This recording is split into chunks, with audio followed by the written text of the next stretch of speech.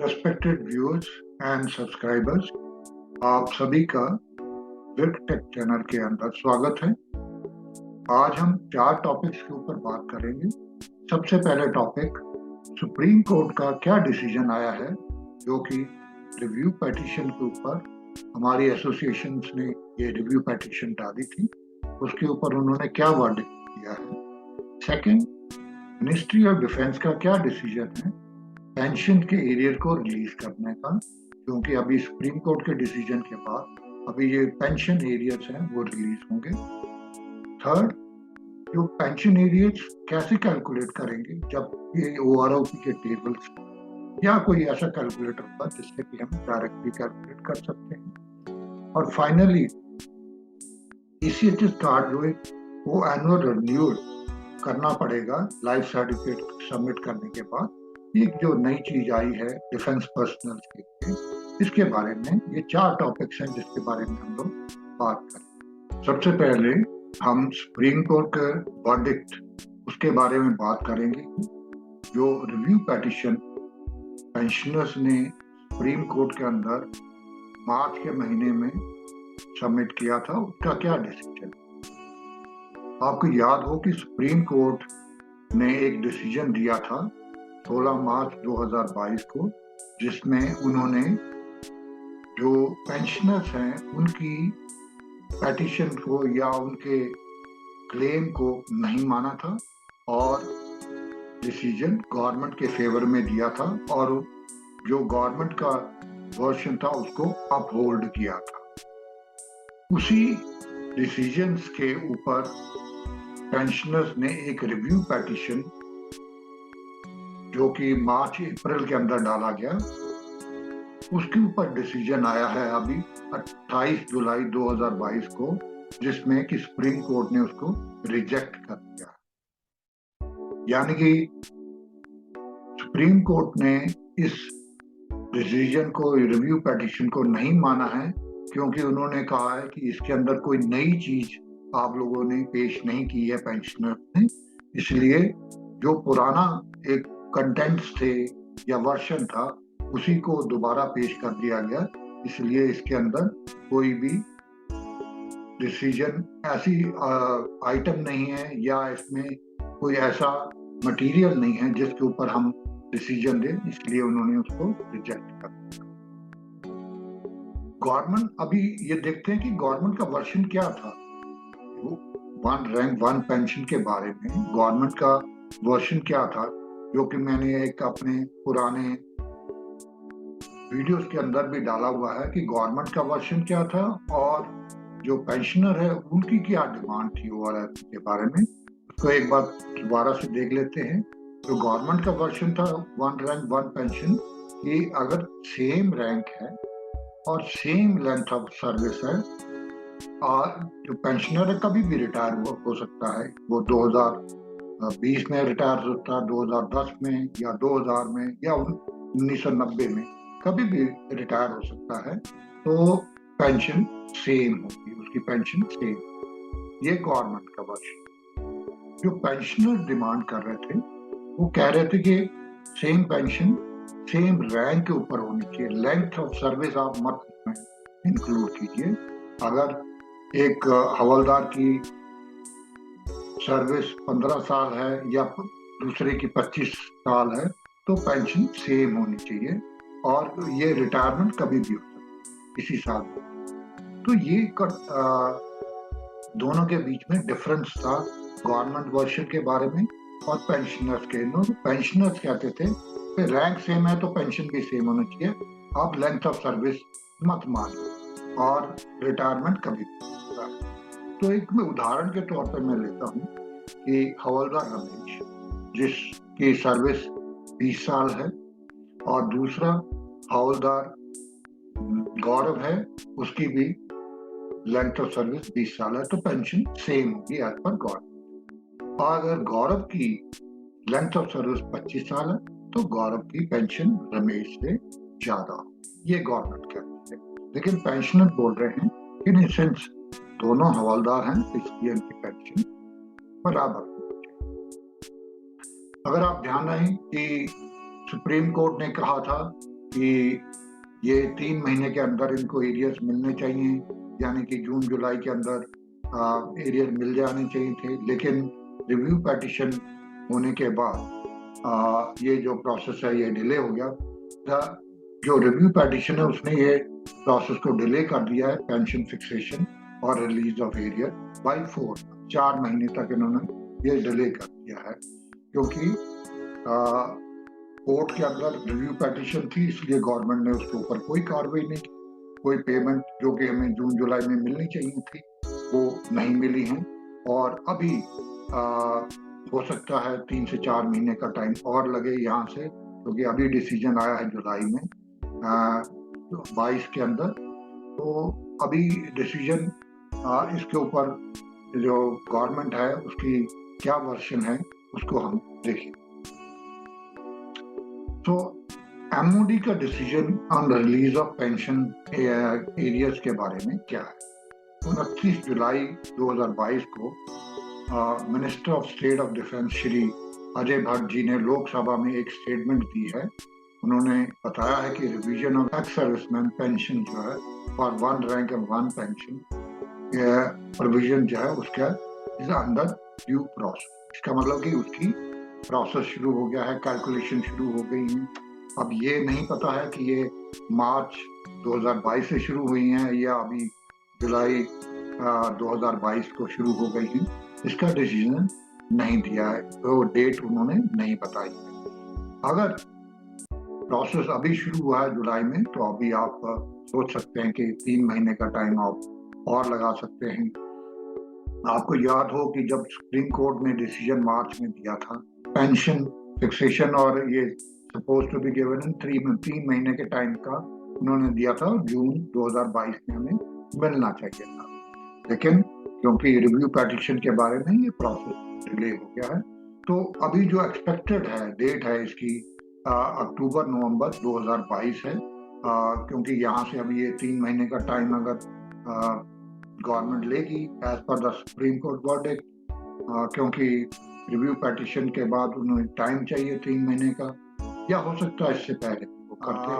Pension fixation and arrear latest calculator जो है, जब टेबल्स ये रिलीज हो जाएंगे तो एक लेटेस्ट कैलकुलेटर मैं बनाऊंगा, जैसे कि मैंने पहले भी बनाया था एक, और कुछ सब्सक्राइबर को मैंने शेयर भी किया था।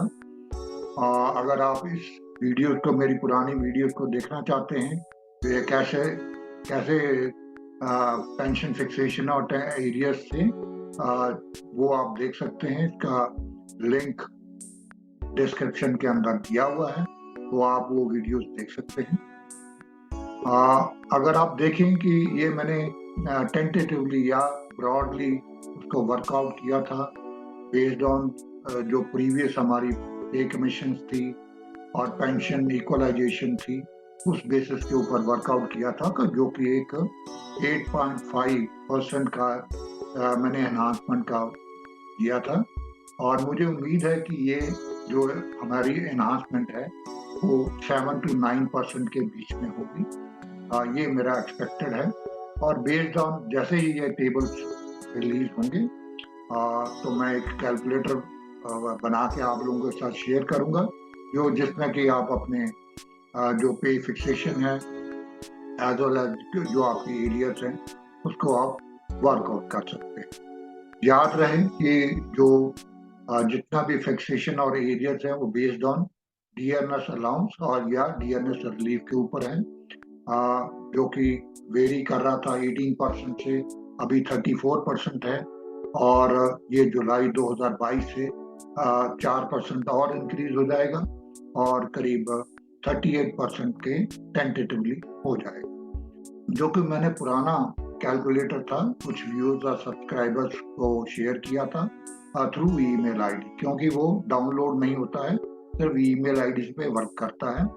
और जो सब्सक्राइबर्स या मेरे व्यूअर्स लेटेस्ट कैलकुलेटर आफ्टर जो ORP के टेबल्स मिलेंगे हमें, उसके बाद मैं उसको बनाऊंगा।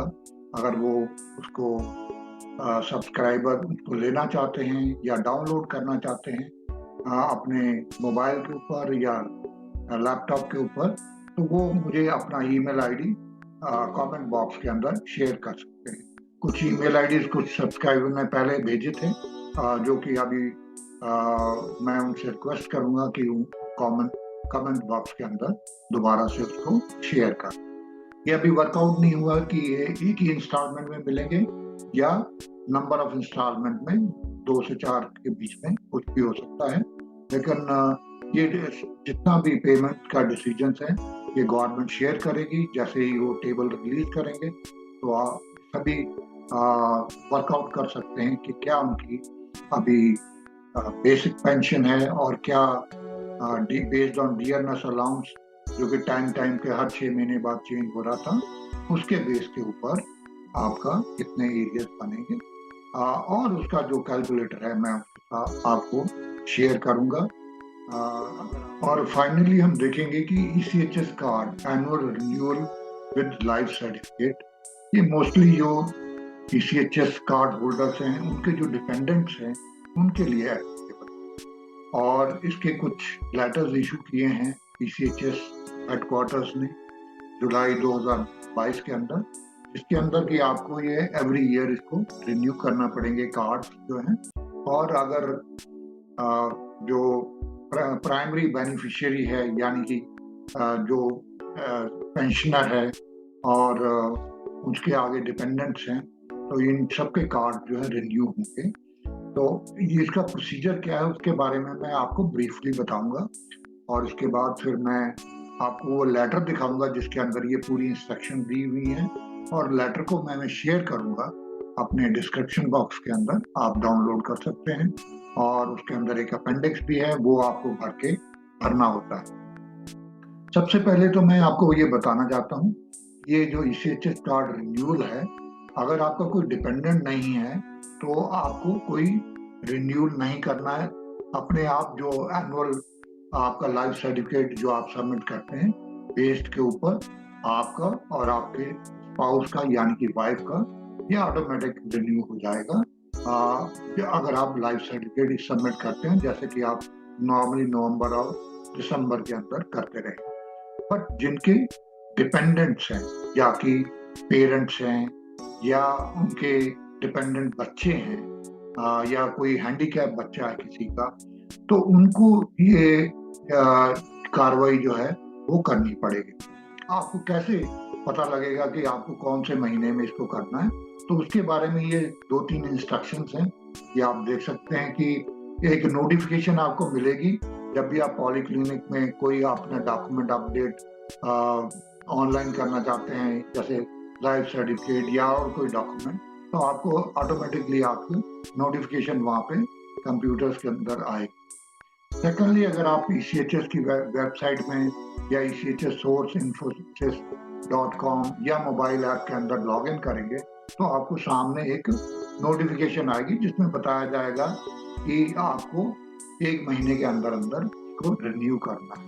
और सबसे आसान तरीका ये है कि जब भी आप कभी ECHS पॉलीक्लिनिक में अपनी मेडिकल स्लिप, प्रिस्क्रिप्शन स्लिप आप लेते हैं डॉक्टर से, तो उसके अंदर वो डेट लिखी होगी कि आपको कब आपका ECHS कार्ड को रिन्यू करना है।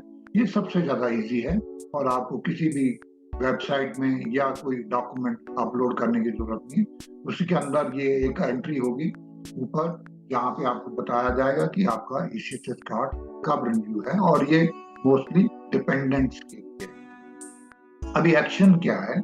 Action by the primary beneficiary, यानी कि जो एक्स पेंशनर है, एक्स सर्विसमैन जो खुद है, उसके क्या क्या एक्शन हैं वो हम देखेंगे।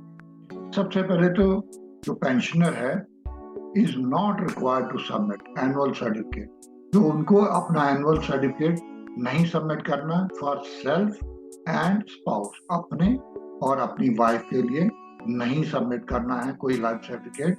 ये सिर्फ डिपेंडेंट्स के लिए है, क्योंकि जो लाइफ सर्टिफिकेट है फॉर सेल्फ, जो अथॉरिटीज हैं या ECHS हैं, वो आपका लाइफ सर्टिफिकेट अपने आप पर्स या PP पोर्टल है वहां से अपने आप डाउनलोड कर लेंगी जैसे ही आपका सॉफ्टवेयर सोल्यूशन इंप्लीमेंट हो जाता है। यानी कि जब आपका स्पर्श कन्वर्ट हो जाता है उसके अंदर, तो वहां से वो अपने आप उसको डाउनलोड कर लेगा। आपको इसमें कुछ करने की जरूरत नहीं। लेकिन अगर आपके डिपेंडेंट्स हैं तो प्राइमरी बेनिफिशियरी जो है वो अपना annual certificate for self and eligibility certificate जो है सभी डिपेंडेंट्स का एज पर अपेंडिक्स ए, जो कि मैं अभी आपको दिखाऊंगा, और ये डिस्क्रिप्शन के अंदर भी ये लेटर होगा, आप इसको डाउनलोड कर सकते हैं।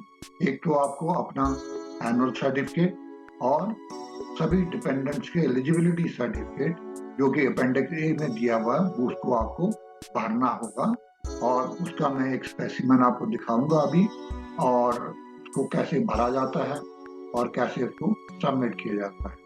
ध्यान रहे कि जो आपके सभी डिपेंडेंट्स हैं उनकी इनकम 9,000 बेसिक, उसमें डीए शामिल नहीं है, पर मंथ से ज्यादा नहीं होनी चाहिए। इसमें सभी डिपेंडेंट्स, मतलब 2 बच्चे हैं, 3 बच्चे हैं, तो जितने भी हैं उनकी सभी कंबाइंड इनकम जो है 9,000 से ज्यादा नहीं होनी चाहिए पर मंथ। इसके अंदर पेरेंट्स शामिल नहीं, और अगर कंबाइंड इनकम ऑफ फादर और मदर जो है वो भी आपकी 9,000 से ज्यादा नहीं होनी चाहिए पर मंथ, तो तभी वो एलिजिबल होंगे। नहीं तो वो उनकी एलिजिबिलिटी कैंसिल हो जाएगी और उनका कार्ड जो है वो कैंसिल हो जाएगा और वो एलिजिबल नहीं रहेंगे आपके मेडिकल बेनिफिट्स के। तो ये एक नया चेंजेस आया है जिसके अंदर की आपको ईसीएचएस कार्ड को एनुअल रिन्यूअल है, और एनुअल रिन्यूअल कौन से महीने में आपका ये रिन्यूअल होगा वो आपको आपकी प्रिस्क्रिप्शन स्लिप से या ईसीएचएस वेबसाइट या कोई भी नोटिफिकेशन जैसे कि हमने बताया उसके अंदर आपको देख सकते हैं, और उसको उस 1 महीने के अंदर अंदर आपको ये रिन्यू कराना पड़ेगा। ये जो नोटिफिकेशन है ये 1 महीना पहले शुरू होगी, उससे पहले नहीं होगी। जैसे ही पॉपअप आ जाएंगे आपके मोबाइल के ऊपर या वेबसाइट के अंदर, एक सामने पेज आएगा, जैसे ही आप लॉग इन करेंगे तो उसमें लिखा होगा कि आप इतनी डेट तक अपना जो ईसीएचएस कार्ड है उसको रिन्यू कीजिए, और ये नोटिफिकेशन आपको 1 महीना पहले शुरू होगी, पूरे साल में नहीं होगी। ये लेटर ईसीएचएस जो कार्ड है उसके रिन्यूअल के बारे में है, जो कि 6 जुलाई 2022 को इशू किया था, और इसका सब्जेक्ट है annual validation of ECHS membership of dependents by submission of life certificate and eligibility documents by primary beneficiary। यानी कि पेंशनर को अगर उसके डिपेंडेंट्स हैं तो अपना लाइफ सर्टिफिकेट और सभी डिपेंडेंट्स के एलिजिबिलिटी डॉक्यूमेंट्स आपको सबमिट करने पड़ेंगे एवरी ईयर, उसके बारे में ये लेटर है। तो चलो देखते हैं, जो मेन कंटेंट्स है उसको मैंने हाईलाइट किया है। एक्शन बाय प्राइमरी बेनिफिशियरी, तो ये बेसिकली आपके जो नोटिफिकेशंस हैं आपको कैसे मिलेंगे वो उसके बारे में है। एक वार्निंग मैसेज है जो अगर आप पॉलीक्लिनिक में जाते हैं उसके बारे में है। ये ईसीएचएस वेबसाइट के बारे में या इन्फोसिस इसके बारे में, इन्फोसिस सिस्टम्स के बारे में है। तो ये यहाँ पे आप अगर लॉग इन करते हैं तो आपको एक नोटिफिकेशन मिलेगी, और अगर मोबाइल ऐप्स है वहाँ पे भी आपको नोटिफिकेशन मिल सकती है। या सबसे बेस्ट है कि जो मेडिकल प्रिस्क्रिप्शन है आपको मिल रही है ईसीएचएस पॉलीक्लिनिक से, वहाँ भी इसको मेंशन, जो कि मैंने अभी आपको प्रेजेंटेशन के अंदर भी बताया था। तो ये आपकी बेसिकली आपको नोटिफिकेशन मिल रही है कि आप इसको रिन्यू कराइए। आपको ये 1 महीना पहले कंप्लीशन ऑफ 11 महीने, क्योंकि एवरी ईयर होनी है तो 11 महीने के बाद ये शुरू हो जाएगी नोटिफिकेशन, और ये जो नए कार्ड बने 64 KB के उनके लिए एप्लीकेबल है। तो अभी एक्शंस क्या हैं, जो एक्शंस जो है प्राइमरी बेनिफिशियरी के वो क्या है। फॉर सेल्फ एंड स्पाउस का क्या बोलते हैं कि primary beneficiary will not be required to provide annual life certificate for self and spouse. इसको अपने खुद के लिए और स्पाउस के लिए नहीं करना है, क्योंकि वो स्पर्श और सीपीपी पोर्टल में अवेलेबल होगा और अथॉरिटीज वहां से ईसीएचएस वाले वहां से ले। लेकिन ये कार्रवाई आपको करनी है अगर आपके डिपेंडेंट्स। इसमें क्या है कि आपको अपना primary beneficiary to provide life certificate and eligibility certificate of all dependent, सभी डिपेंडेंट्स का लाइफ सर्टिफिकेट और एलिजिबिलिटी सर्टिफिकेट जो है वो उनको देना पड़ेगा। और eligibility certificate as per appendix A है, वो मैं उसका फॉर्मेट अभी आपको दिखाऊंगा नीचे। अगर जो डिपेंडेंट है उनका पैन कार्ड है तो बहुत बढ़िया है, तो उसके अंदर फॉर्म 26A जिसके अंदर की आपको लास्ट 2 ईयर फाइनेंशियल ईयर्स की आपकी कितनी इनकम है, आपने क्या टैक्स किया है, या ITR 5 के बारे में ये इंफॉर्मेशन होगी। अगर आपके पास नहीं है पैन तो आपको एक income certificate state revenue department से लेकर अपलोड करना पड़ेगा। ध्यान रहे कि जितने भी डिपेंडेंट्स हैं उनकी 9,000 से ज़्यादा इनकम नहीं होनी चाहिए पर मंथ, और उसमें पेरेंट्स शामिल नहीं है, और पेरेंट्स की कंबाइंड इनकम भी 9,000 से ज़्यादा। और ये अपेंडिक्स ए के अंदर आपको भरना पड़ेगा सभी अपने डिपेंडेंट्स का, और उसका जो फॉर्मेट है अपेंडिक्स ए का अभी मैं आपको दिखाता हूँ, जिसके मैंने एक रफली सा बनाया है फॉर डिपेंडेंट्स। हो सकता है आपके 2-3 डिपेंडेंट्स हों तो आपको ये 2-3 अपेंडिक्स ए भरने पड़ेंगे कि यहाँ पे क्या है, रिलेशन क्या है, सन है आपका, नाम हीरा है, और ये इसकी इनकम नहीं है, इसके पास पैन कार्ड है, तो आप इसको टिक कर दीजिए और इसको साइन करके अपलोड कर। ये लेटर डिस्क्रिप्शन के अंदर अवेलेबल होगा, आप इसको डाउनलोड कर सकते हैं और आप डिटेल में इसको स्टडी कर सकते हैं। लेकिन ब्रॉडली मैंने आपको बता दिया है कि अगर हस्बैंड वाइफ है तो आपको इसकी कोई कार्रवाई करने की जरूरत नहीं है, क्योंकि आपका लाइफ सर्टिफिकेट एनुअली नवंबर-दिसंबर में सबमिट होता है। तो अगर आपकी किसी भी डिवाइस हो जाती है स्पाउस की या क्या है, उनकी डेथ हो जाती है, तो आपको ये कार्रवाई करनी पड़ेगी, उसको कार्ड को ब्लॉक करना। अदरवाइज जो ये कार्रवाई है मोस्टली पेंशन। तो ये 4 चीजें थी जो आज हमने डिस्कस की। बेसिकली पेंशन्स के बारे में, जो रिव्यू पिटीशन है और उसका जो पेमेंट है वो कैसे, MOD का क्या डिसीजन है, कैसे कार्रवाई चल रही है, इसको हम कैलकुलेट कैसे करेंगे, और ECHS कार्ड को रिन्यूअल का कैसे एनुअल का विद लाइफ सर्टिफिकेट होगा। ये 4 आइटम्स के बारे में आज हमने बात की है और मुझे उम्मीद है कि ये इंफॉर्मेशन आपके काफ़ी यूज़फुल रहेगी। और मैं रिक्वेस्ट करता हूँ कि अगर आपको ये कंटेंट्स आपको अच्छे लगे हैं तो आप चैनल को जरूर सब्सक्राइब कीजिए। I will be highly obliged, और thank you and wait for my next video with more contents. Thank you.